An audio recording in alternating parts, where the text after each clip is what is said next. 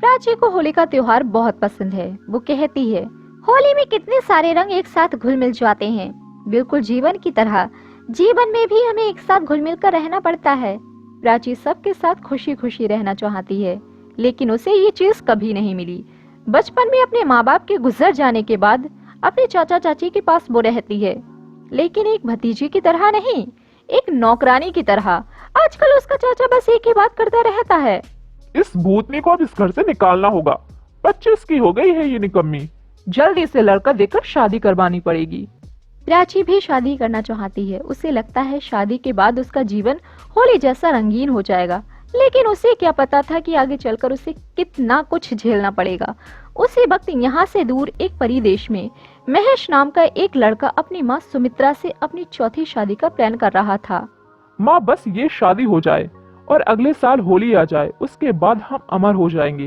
हा हा हा हा हा। हाँ बेटा, तांत्रिक बाबा के कहने के मुताबिक हमने 3 परियों की बलि चढ़ा दी है। अब आखिरी की बारी है। सुमित्रा ने प्राची के घर महेश का रिश्ता भेजा। रिश्ता मिलते ही प्राची का चाचा राजी हो गया।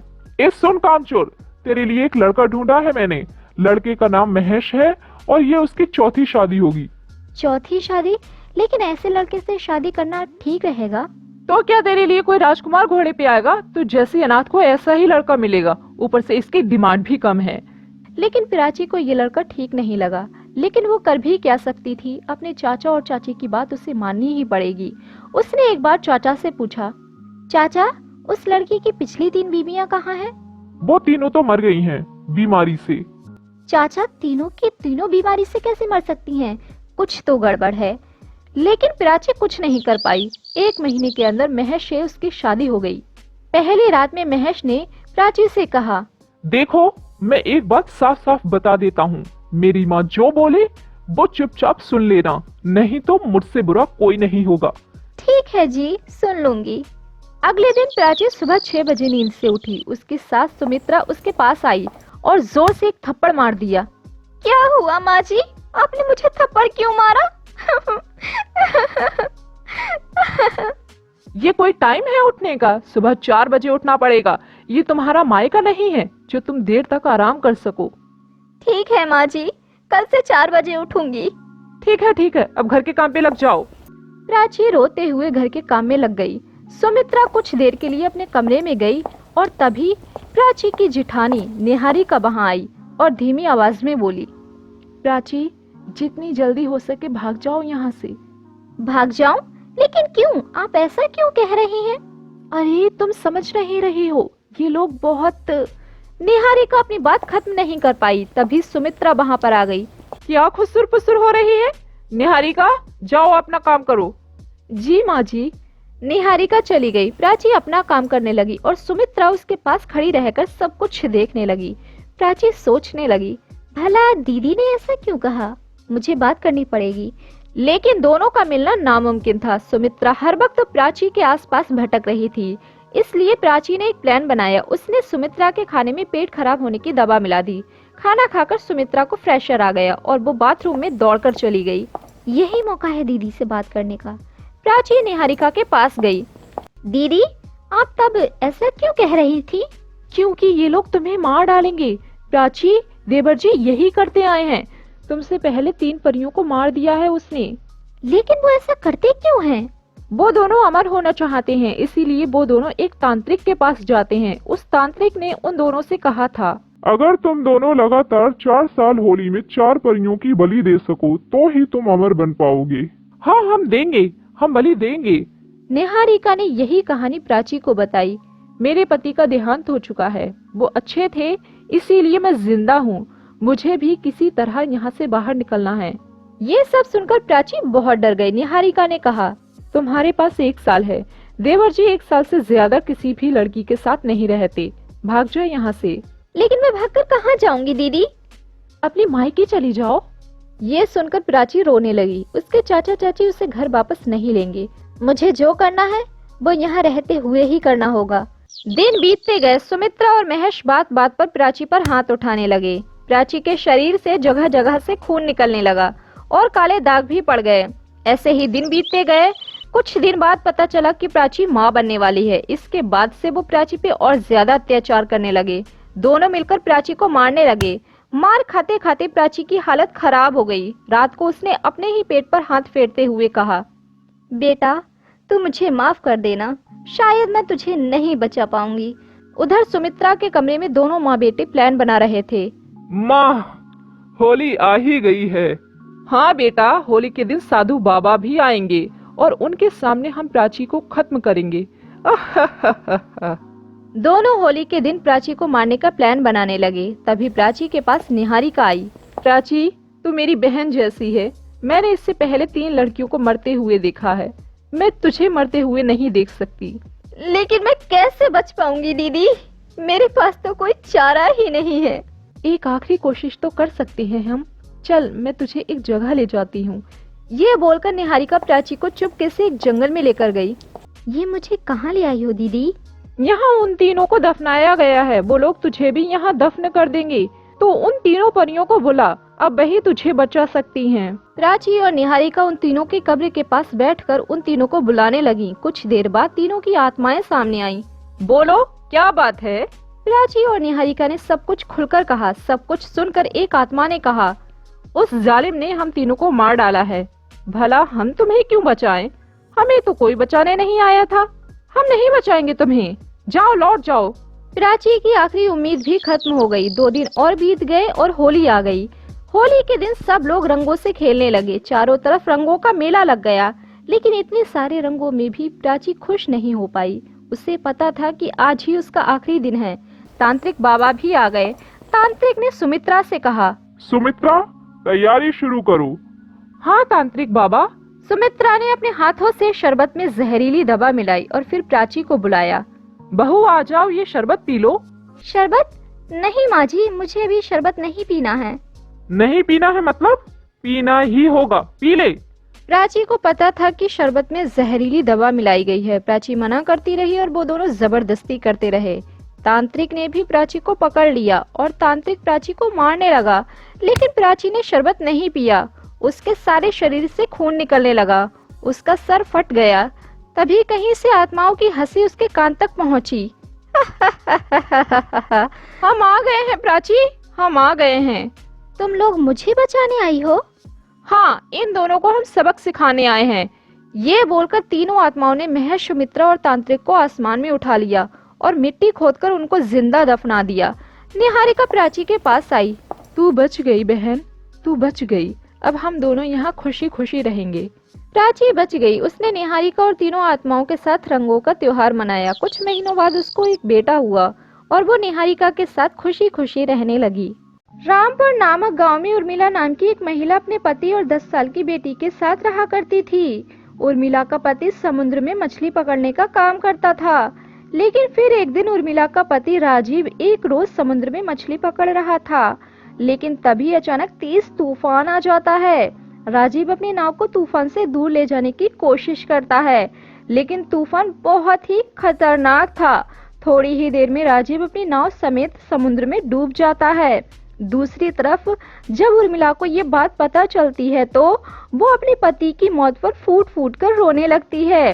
राजीव की कमाई से ही घर चलता था, लेकिन उसके मरने के बाद उर्मिला को घर चलाने में बड़ी दिक्कत होने लगती है। कुछ ही दिनों में उसके जमा किए हुए सारे पैसे खत्म हो जाते हैं। फिर एक दिन उर्मिला अपने भाई से पैसे मांगने मायके चली जाती है।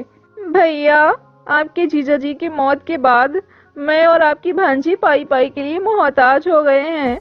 हमारे पास तो अनाज खरीदने के लिए 1 रुपया भी नहीं है, इसलिए मैं आपसे मदद मांगने आई हूँ। भैया, मेहरबानी करके मुझे कुछ पैसे दे दीजिए। तभी वहाँ उर्मिला के भाई की बेटी निहारिका आ जाती है। अरे बुआ, तुम्हें क्या लगता है हमारे घर पर पैसों का पेड़ लगा है जो तुम पैसे मांगने आ गई? अरे निहारिका, अपनी बुआ से इस तरह बदतमीजी से बात मत करो। आप जरा खामोश रहिए पापा। आपको नहीं पता, अगर आपने अभी बुआ को पैसे दे दिए तो ये हमेशा कोई ना कोई बहाना बनाकर आपसे पैसे लूटना शुरू कर देंगी। इसलिए मैं आपको इन्हें 1 रुपया भी नहीं देने दूंगी। बुआ, तुम इसी वक्त यहाँ से निकल जाओ और दोबारा हमारे घर पर मत आना। अपनी इस तरह बेइज्जती होते देख उर्मिला को बहुत बुरा लगता है और वो आंखों में आंसू लेकर अपने भाई के घर से चुपचाप लौट जाती है। दूसरी तरफ उर्मिला का भाई राकेश अपनी बेटी के डर से उर्मिला की मदद नहीं कर पाता। उधर उर्मिला अपनी बेटी के साथ घर लौट रही थी, तभी अचानक रास्ते में उर्मिला को चक्कर आ जाता है और वो धड़ाम से जमीन पर गिर जाती है। वो रास्ता सुनसान था। अपनी माँ को बेहोश होता देख उर्मिला की बेटी शिवांगी घबरा जाती है। तभी शिवांगी को पास में एक तालाब दिखाई देता है। शिवांगी दौड़कर पानी लेने के लिए तालाब के किनारे पहुंच जाती है, लेकिन तभी उस तालाब में रहने वाली एक चुड़ैल उसको पकड़ लेती है। बड़े दिनों बाद कोई शिकार हाथ लगा है, आज मैं तुझे नहीं छोड़ूंगी। नहीं नहीं चुड़ैल जी, मुझे मत मारिए। मेरी माँ बेहोश पड़ी है, मैं उनके लिए पानी लेने आई हूँ। देखिए, कुछ ही दिनों पहले मेरे पिताजी की मौत हो गई है। मेरे सिवा मेरी माँ का इस दुनिया में कोई नहीं है। मेहरबानी करके मुझे छोड़ दीजिए। फिर शिवांगी दुखी होकर रोने लगती है। शिवांगी की आंखों में आंसू देख चुड़ैल का क्रूर दिल पिघल जाता है और चुड़ैल शिवांगी की मदद करने का फैसला करती है। उसके बाद चुड़ैल शिवांगी को लेकर उर्मिला के पास पहुंच जाती है और अपनी शक्तियों से उर्मिला को होश में ले आती है। फिर चुड़ैल उन दोनों को तालाब के अंदर बने अपने घर में ले जाती है। चुड़ैल एक अंडे से बने जादुई घर में रहती थी। मेरा ये जादुई अंडा घर तुम दोनों अपने साथ ले जाओ। इसकी जादुई शक्तियों से तुम जो चीज चाहोगी वो हासिल कर सकती हो। चुड़ैल की ये बात सुनकर उर्मिला और शिवांगी दोनों बहुत खुश हो जाते हैं। उसके बाद वो दोनों अंडा घर के अंदर चले जाते हैं और वो अंडा घर तालाब से निकलकर हवा में उड़ता हुआ उर्मिला और शिवांगी को उनके गांव ले जाता है। माँ, ये जादुई अंडा घर अंडे से बना है। माँ, हम इस घर से ढेर सारे अंडे मांगकर बेचना शुरू कर दें तो हमारे पैसों की समस्या खत्म हो जाएगी। अपनी बेटी का ये विचार उर्मिला को बहुत पसंद आता है। फिर वो दोनों माँ बेटी जादुई अंडा घर से अंडे मांगने लगते हैं। उनकी बात सुनकर अंडा घर उनके सामने ढेर सारे अंडे प्रकट कर देता है। उसके बाद उर्मिला एक अंडे की दुकान खोलकर अंडे बेचना शुरू कर देती है। जादुई अंडे होने की वजह से वो अंडे बहुत ही स्वादिष्ट थे। जब भी उर्मिला की दुकान के सामने से कोई गुजरता तो अंडों की खुशबू से मोहित हो जाता था और उर्मिला से ढेर सारे अंडे खरीद लेता था। इस तरह देखते ही देखते कुछ ही दिनों में उर्मिला की दुकान पूरे इलाके में प्रसिद्ध हो जाती है और देखते ही देखते वो अमीर बनकर अपनी बेटी के साथ खुशहाल जीवन जीने लगती है। फिर कुछ समय बाद उर्मिला अपनी तरह विधवा औरतों की मदद करने के लिए एक विधवा आश्रम खोल लेती है, जहां वो सभी गरीब और मजबूर विधवा औरतों को रखकर उनकी मदद करती, उनकी सुख सुविधा का सारा इंतजाम करती है और फिर खुशी से अपनी बेटी के साथ जीवन व्यतीत करने लगती है। बहुत समय पहले की बात है। दो अनाथ बहनें सुमन और सुजाता अपने चाचा और चाची के साथ रहा करती थीं, क्योंकि कुछ समय पहले ही सुमन और सुजाता के माता पिता की एक कार एक्सीडेंट में मृत्यु हो जाती है। इसलिए वो दोनों अपने चाचा के साथ उनके घर आ जाती हैं, लेकिन उनकी चाची उनको बिल्कुल भी पसंद नहीं करती थी। सुमन बड़ी थी लेकिन सुजाता भी छोटी ही थी। उनकी चाची शकुंतला सुमन से बहुत काम करवाती थी और जब भी उसका मन करता तो वो सुजाता से भी काम करवाती थी। ऐसे ही एक दिन सुजाता अपनी बहन सुमन से कहती है, दीदी, अगर मैं इसी तरह से घर में छोटे मोटे काम करती रही तो मैं तो कभी भी स्कूल नहीं जा पाऊंगी। मेरा स्कूल जाने का बहुत मन है। मैं पढ़ना चाहती हूँ और कुछ करना चाहती हूँ जिससे हम चाची की नर्क जैसी जिंदगी से बाहर निकल सके। दीदी, एक बार आप चाची से बात करके देखो ना, क्या पता शायद वो मेरा एडमिशन स्कूल में करवा दे। कितना अच्छा लगेगा, मैं यूनिफॉर्म पहनकर स्कूल जाऊंगी। सुजाता मेरी बहन, तुम जो ख्वाब देख रही हो वो बहुत अच्छा है, लेकिन इस ख्वाब को पूरा करना उतना ही मुश्किल है, क्योंकि चाची जी ऐसा नहीं होने देंगी। चाची जी ने हमें अपने घर में रहने के लिए जगह तो दे दी, लेकिन हमें इस घर का सदस्य नहीं मानती हैं। वो तो हमें एक नौकर मानती हैं इस घर का, और किस तरह से हमसे नौकरों जैसा बर्ताव करती हैं। फिर तुम ही बताओ, वो तुम्हें किस तरह से स्कूल जाने देंगी। सुमन और सुजाता वहीं पर बातें कर रही थीं। तभी वहाँ शकुंतला आ जाती है और सुमन को जोर से थप्पड़ मारकर कहती है, तुम यहाँ दोनों बैठकर क्या खिचड़ी पका रही हो? मनहूस सुमन की बच्ची, मैंने तुझसे कितनी देर पहले कहा था, तुझे पता नहीं? मैंने कहा था कि मुझे भूख लगी है, मेरे लिए स्वादिष्ट स्वादिष्ट पकवान बनाकर लेकर आ, लेकिन महारानी यहाँ आकर अपनी बहन से गप्पे लड़ा रही है। चाची जी, मुझे माफ कर दो, मेरे दिमाग से निकल गया था। बस आप मुझे 10 मिनट दो, मैं फटाफट आपके लिए खाना बना कर लेकर आती हूँ। ऐसा कहकर सुमन किचन में जाकर शकुंतला के लिए खाना बनाती है और अपनी चाची के कमरे में लेकर जाती है। सुमन के दिमाग में सुजाता की ही बातें चल रही थी।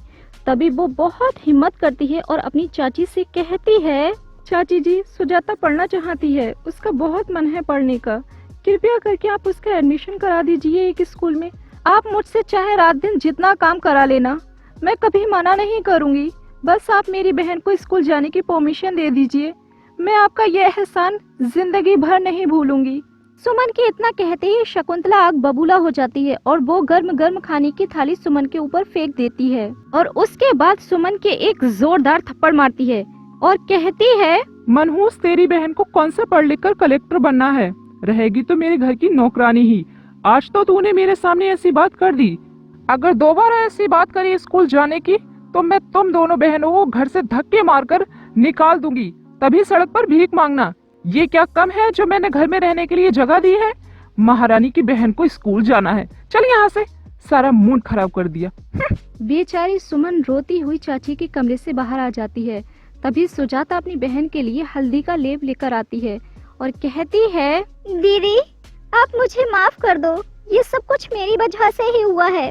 अगर मैं आपसे स्कूल जाने की बात नहीं करती तो आप चाची जी से भी बात नहीं करती स्कूल जाने की, और ना ही चाची जी आपके ऊपर गर्म गर्म खाना फेंकती और ना ही आपको मारती।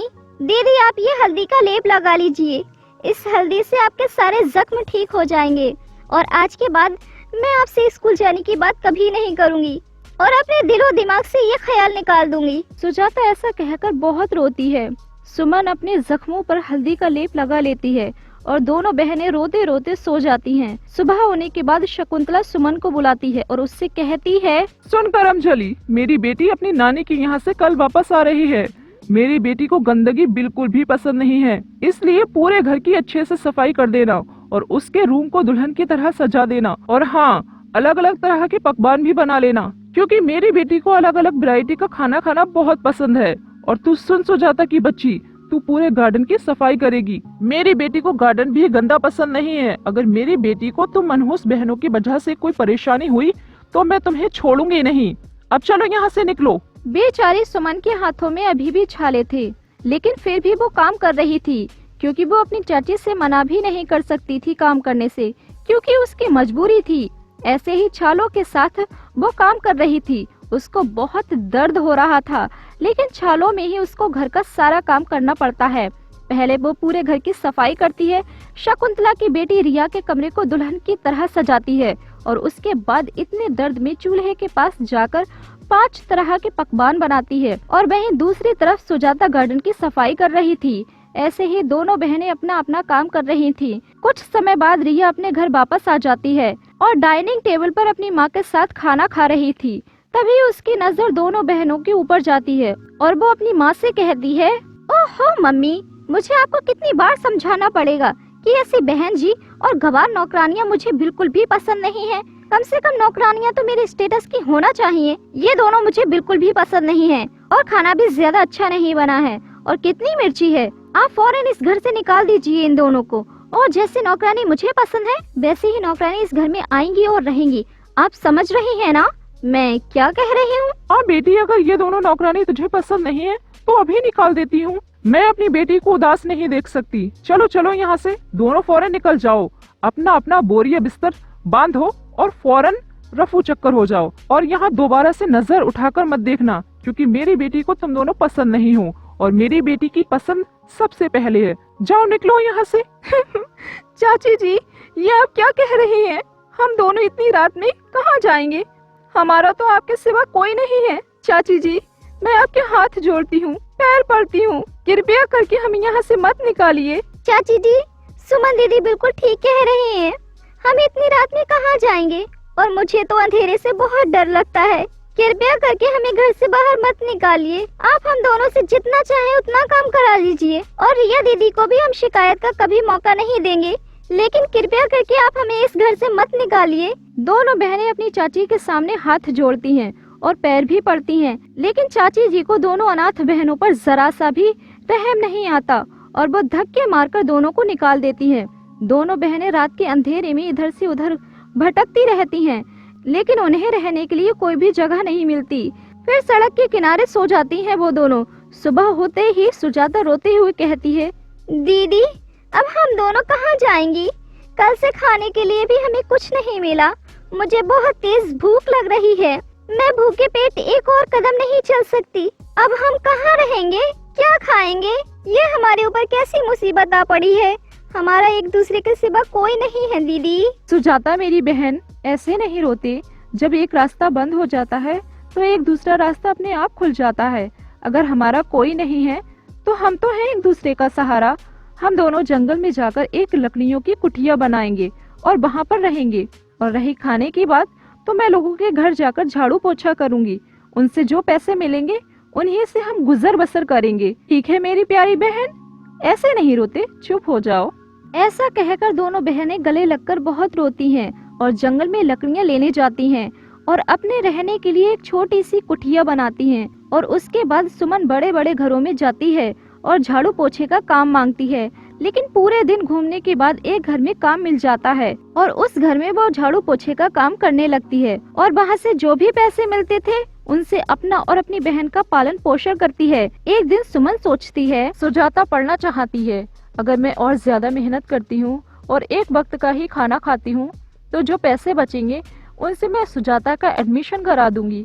मेरा क्या है, मैं तो एक वक्त का खाना खा के भी गुजारा कर सकती हूँ।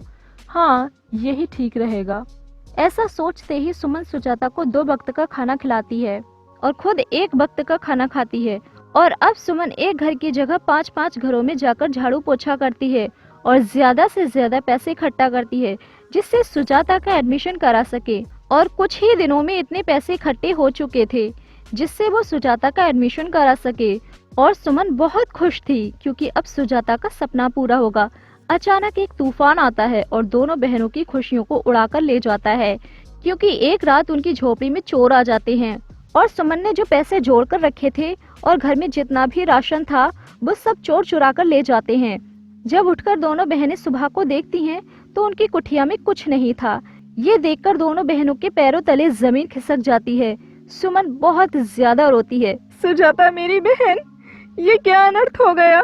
हमारे घर में जो भी था सब चोरी हो गया। मैंने कितनी मेहनत से एक एक पाई करके जोड़ी थी, लेकिन चोरों ने कुछ भी नहीं छोड़ा।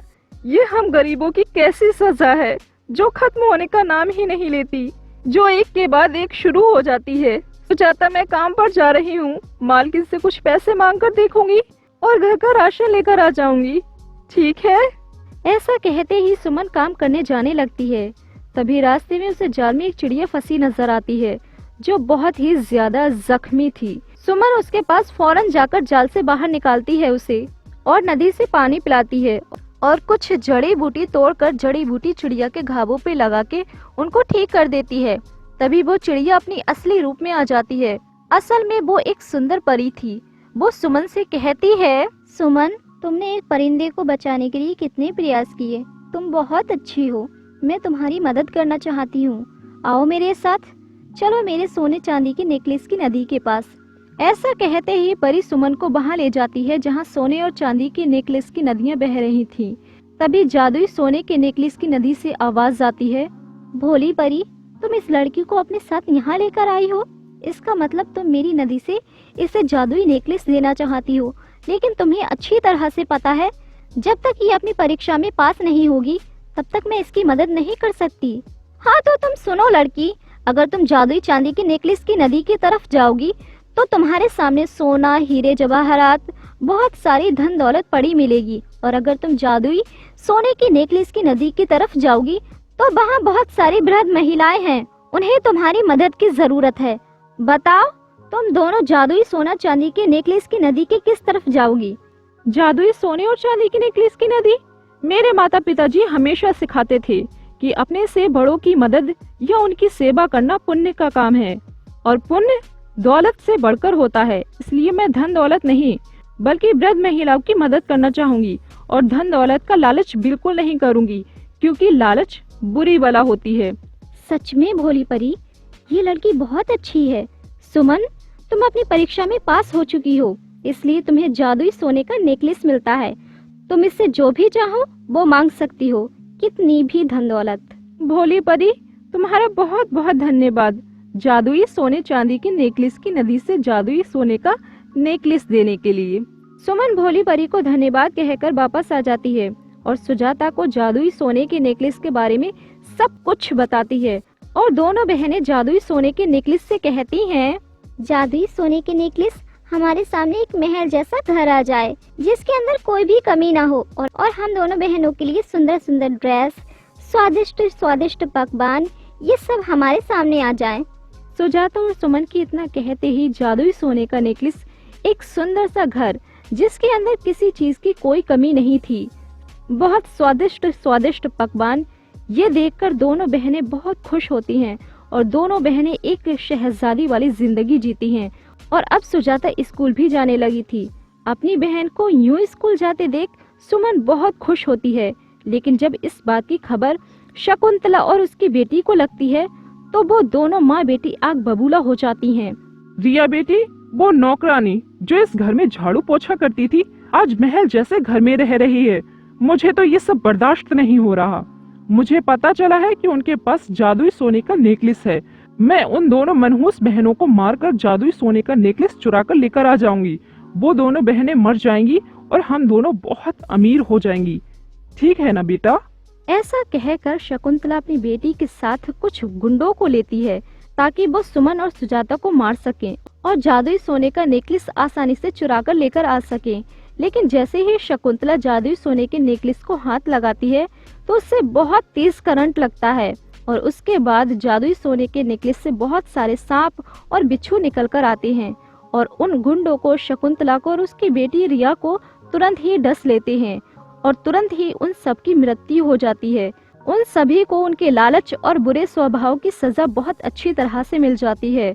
और वहीं दूसरी तरफ दोनों बहनें जादुई सोने के नेकलेस की मदद से एक हंसी खुशी जीवन बिताती हैं और गांव के सभी गरीब, अनाथ और परेशान लोगों की भी बहुत मदद करती हैं।